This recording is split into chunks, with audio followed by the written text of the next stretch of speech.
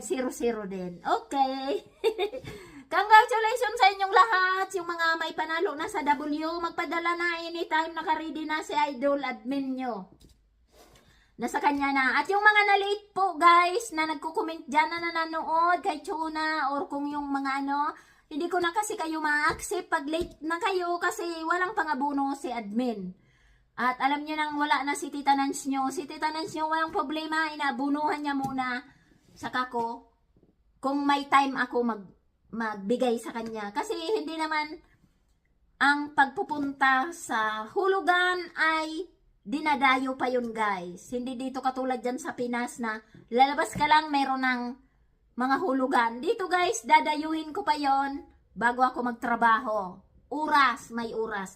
So hindi pwedeng basta-basta nagsesend. Noon ay ina-accept ko ang mga late at anytime pwede ako magpalaro.